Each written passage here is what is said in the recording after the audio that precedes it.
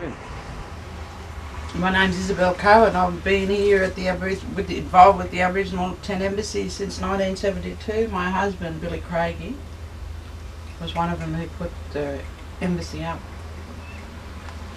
And the embassy represents over 500 Aboriginal nations. It's about Aboriginal sovereignty, which means we own from one end of our country to the other end, that we've never ceded sovereignty in any shape or form, that another country has no right coming here, planting a flag and declaring our country terra nullius, which means empty land. Now that's illegal under English law and under international law, but because we're Aboriginal people, they've been allowed to do this to us. And one of the things the embassy has been saying and doing over the years is exploding a lot of the myths about Aboriginal people. We've had a fire going here since 1998. We've been in a ceremony here since 1997. The ceremony is called the Corroboree for Sovereignty. And the fire ceremony is called the Fire for Peace and Justice, and it's all about healing for the land and the people. And we've spread it right across our country, and we've sent it out right across the world. And we say that there's been enough war, there's been enough pain, there's been enough pain and suffering, there's been enough death, and it has to end. And the only way that we can turn it around is through our ceremony with the Fire for Peace and Justice. And we want as many people to come through our ceremony because it's a way of linking up for non-Aboriginal Australians. It's a way of the people who are here in our country, they can get permission to be in our land. It's here. It's a sacred fire for peace and justice. It's been burning for 5 years. It's going into its 6th year. The fire was brought from the middle of Adelaide by a man called Kevin Buzzicott. He walked it here, took a fair time, walked across the desert, took the Dreamline to Canberra, and placed it on this spot from Adelaide. He entrusted, there's been many keepers. This fire here was firstly up on the front there. It started up top 31 years ago and was burning up there, and then 5-6 years ago when we brought the fire, when Uncle Kevin brought the fire out, we moved it from there down to here. What's the significance of this fire in particular? This is my father's fire, Kevin Gilbert's fire. Kevin was actually the instigator of the Aboriginal Tent Embassy in Sydney. He's actually the one that got Michael Anderson, Billy Craigie and all those people together up in Sydney to talk about what they could do to fight the Australian government about achieving land rights for Aboriginal people, and also about the struggle of Aboriginal people living in poverty still in their own land. So this is my father's fire, and this is his dedication, his memorial here on the Tent Embassy. It's a sovereign fire. It talks about Aboriginal sovereignty and who we are as a people. And in 1993 Kevin died, and this fire burns at every significant ceremony that happens here, and us as a family come up here and pay our respects to our father and to the warriors and that have actually fought here in this land for Aboriginal justice. This fire has the ashes of a man called Kevin Gilbert. Now, he was one of the protesters here many years ago. He was actually in jail when it first started, but he was part of the orchestration of it. Now, he passed away, and his ashes were spread, and they'd done a ceremony up top there, and his ashes were spread through the fire. When they moved the fire, as in turn, part ashes were brought down here, and his ashes are in here, which actually takes the sacredness to another level. And that's why you can say under sacred fire, and it is because this man was a fighter. He was a warrior, like a real warrior. He was in the sense of not dressed traditionally and up with spears, and we still have warriors, but he was a fighter. He went into the government, he took them head on, he fought them like all bugger, and and we all stood behind the fire doing it, and his request was to be laid his ashes in the fire at the embassy, and then we did it. And as it is, it's a great honour to know that Kumanjay Gilbert, that's his skin name, that I have the honour of keeping his fire with him in sense. Like these spears here that are holding up all the flags they're the spirits of the old people. They're the fallen warriors. They hold up the flags proudly, even though they're just sticks. But to people, they're sticks. To us, they're our spears. They're the spirit of the land, and they protect the fire when I'm not here.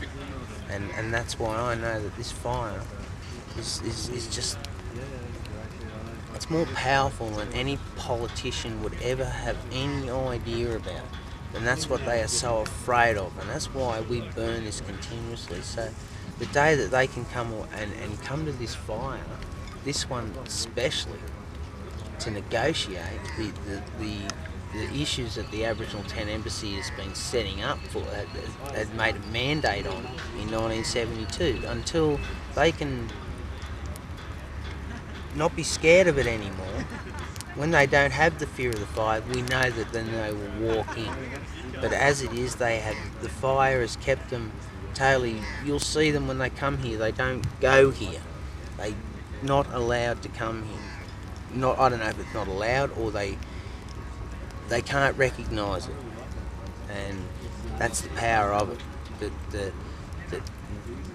The goodness of it is just bouncing them off. They can't handle it because it's sucking all their evil out and it's putting it into the fire and cleansing and puring it all. You can't lie around this fire. It won't allow you to. It is a powerful fire. But it's a duty I do. I've been doing it for a year and a half now. And I ain't let it go out yet.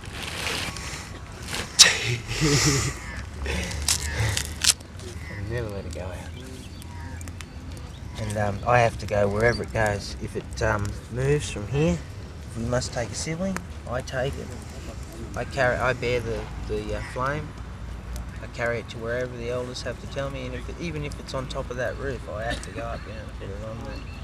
I'll do it. That's just part of the ceremony. The fire will be going where the elders see fit. All right, you want to come in there? Thanks. Yeah, that's about it. Yeah, this is my little fire, eh?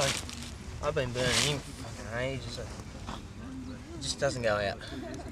It's a long job. Your hours are long, your nights are long, your days are long. It's crazy. This fire was taken to the 2000 Olympics. This fire was walked from here to Wollongong, where we've started another sacred fire there. It's been burning for the Tent Embassy. It went to Victoria Park in Sydney through the Olympics, and then it was being brought back and continued to burn here. Now when I say it was taken away, we actually grabbed siblings from this fire.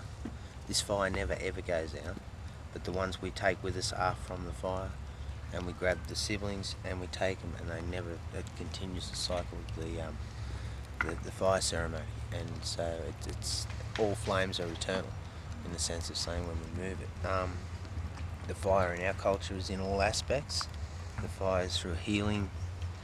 It's through through our ceremonies, through farming. As you know, there's been a lot of fires here, but that's the earth itself. It's cleansing. The earth has a way of doing it in this country because it's alive. This country's alive, and fire seems to keep it alive. So when Mother Earth itself decides that it's time to, get a new skin, she decides to open up, and she's done it lately in Canberra. The fury's been just flat out. She's taken out a few houses and stuff like this, but you can't go against nature and fire, I suppose, because it's one of the main elements of, of life. And I'm entrusted on this duty here, and I've been doing it since July the 1st. I went through ceremony to get this job. Do it, like I said, honourably. I know this fire will achieve the ultimate goal of the Tent Embassy, and that is the recognition of our sovereignty that was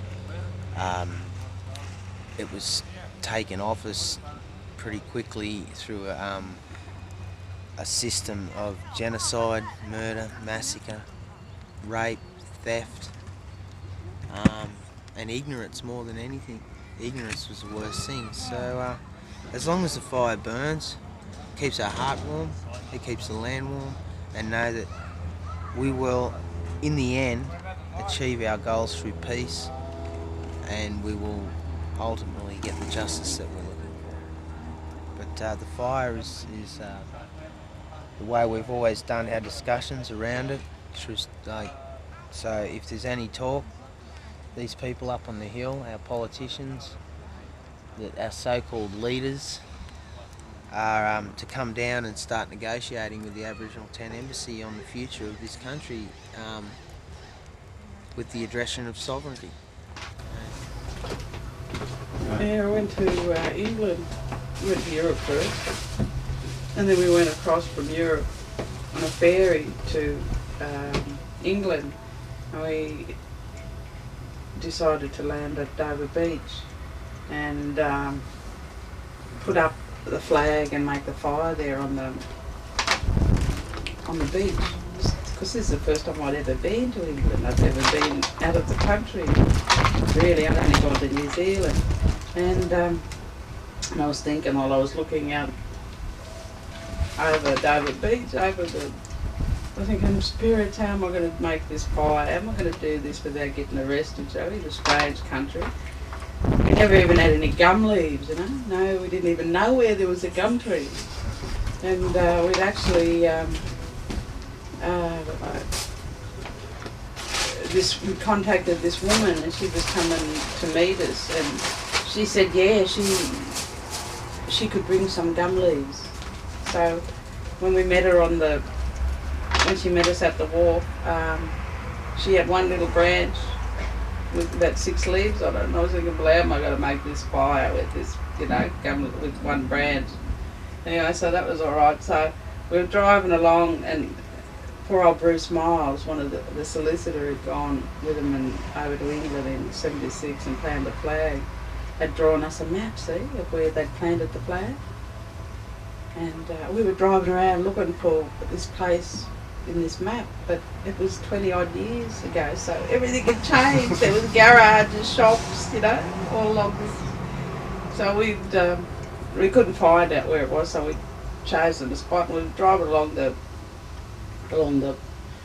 beach, along the road along the beach, and next minute we run into a friend there, and he's there, and he's turned up with a car and a boot full of gum leaves.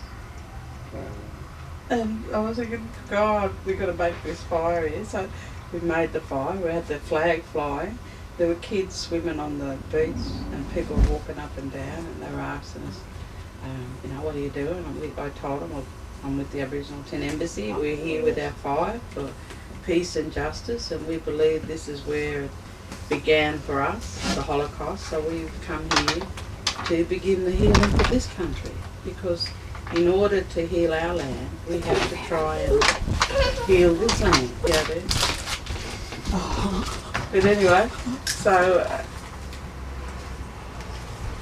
we'd made the fire and explaining to people, and we were going around doing the ceremony. With this ranger drove along the beach there, and he stopped and he said, "What are you doing here?" So I told him, and he said, "Well, when you leave, can you take your mess with you?" So, and the ear drummer who was with me, he sung out. He said, "Yeah, well," he said, "you British better get over there. You English better pick up the rubbish that you left in Australia. It's still all over there waiting for you." Anyway, so that was all right. So we've had the ceremony, then I let the fire go out, sir, and I've put my ashes in my bag, because I carry ashes with me and then remake the fire. I don't carry the embers. And the kids come up from the beach, sir, and they covered where the fire was. They covered it all over with the stones, because there's all stones on Dover Beach, and it just looked like there was nothing there, see. It never even looked like there was a fire. Next minute, the police come driving down the road real slowly, see. The ranger had gone up and reported us. and he's looking for the fire, and the fire just disappeared, you know, the ashes, everything. It didn't even look like there was a fire there, you know. And so they've just driven on. Next minute, the fire brigade come driving down the other way, see? And they're looking for the fire, but it just all disappeared. So ever since then, I'd never ever worry about making this fire, because I've taken it, I've put it down 16 times in England, and we were doing it on. I hadn't realised there was a serpent line. There is a serpent line in England, and we were making the fire on that serpent line before I even realised it. And we took it to places like Runnymede, where they signed the Magna Carta, made it there, and we found out where Captain Cook sailed off from the wharf, so we'd taken it there. We found out and made the fire there, and as well as other sacred places like the Tor and Glastonbury. And, yeah, so there was about 16 times I actually found the gravesite of the first Aboriginal man taken to England with Bennelong. So I was able to spread the ashes from the fire and gum leaves all over his grave. And it's sort of like, when we did that, it was sort of like then we bring his spirit back home with us.